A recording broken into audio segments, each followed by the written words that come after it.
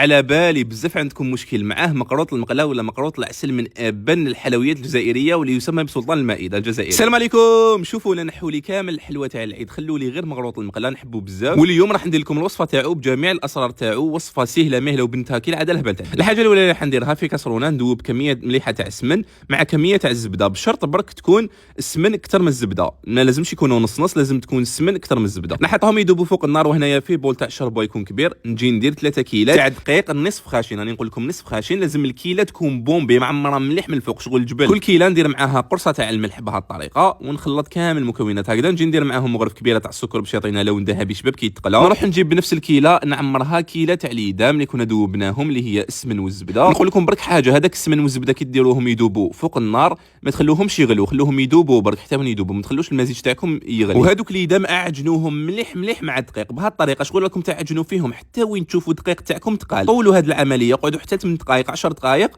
وانتم تخلطوا فيه بهذيك الطريقه. بعدها انا جيت غلفتو بابي فيلم ودرت فوقه طرشونه ونخليه يبات، لازم يبات. بالنسبه للعقده درت 3 كيلات تاع اللوز مع نص كيله تاع السكر، رشه تاع القرفه مع مغرف صغيره تاع الزبده، بياض حبه ونص بياض تاع البيض. ونجي هنايا نلم بالمزهر حتى نحصل على العجينه تكون طريه، سيو عجنوها مليح. وبالنسبه للوز، اللوز الابيض مرحي ما حمصتو ما والو، رحيتو برك. هاد العجينه اعجنوها مليح مليح، غلفوها بابي فيلم وخلوها تريح شويه. بعدها نروح ندور لهداك الدقيق اللي كنت خليته يبات ليله كامله، نجي ناخذ منه كميه. شوفوا شمخوا غير بالكميات صغار، ما تاخذوش كامل الكميه وتشمخوها. نشمخوا بالماء والمزهر. شوفوا هنا المرحله الاولى نشمخوا بكميه تكون مليحه، نخليه يشرب مليح. بعد ما ينشف ويشرب لي كامل هذيك الكميه نزيد له كميه تاع الماء. هنا شغل حنطمو عجينه. هاد العجينه نزيد نخليها تريح، نعاود نولي ليها اذا شفتها باللي شربت كامل هذاك الماء ومازالها ناشفه نفتحها ونزيد نشمخها حتى وين تولي لي عجينه طريه واحده اخرى.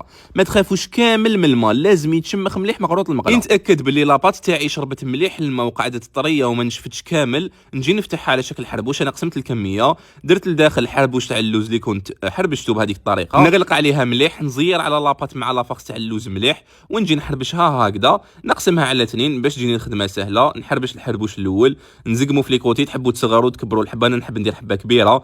نقسمهم على شكل مقروطات، نزقم لي كوتي بالكوبات ونجي نحطهم في السله اللي نقلي فيها المقروط. من الافضل تكون سله والزيت تكون سخونه على نار تكون متوسطه. غير دخلوه في الزيت، قوموا بهذه العمليه، دخلوه وخرجوه حتى 3 خطرات هكذا وكملوا، خلوه يتقلى حتى وين يدي لون ذهبي شباب بهذه الطريقه. غير يتقلى وهو سخون نجي نعسلو في عسيله تكون بارده. انا استخدمت كي العاده تاع المرجان اللي تكون حاضره معنا في العيد وفي كامل المناسبات. كيما شفتوا خديت منها واحد لباطه ونص، نحط فيها ديريكتومون هذاك المقروط وهو سخون حتى وين يتعسل حتى للقلب، وخلوه يطول شويه في العسيله. انا نخليه من 15 دقيقه حتى ل 20 دقيقه ولا اكثر. قدموه بهذه الطريقه وبصحتكم.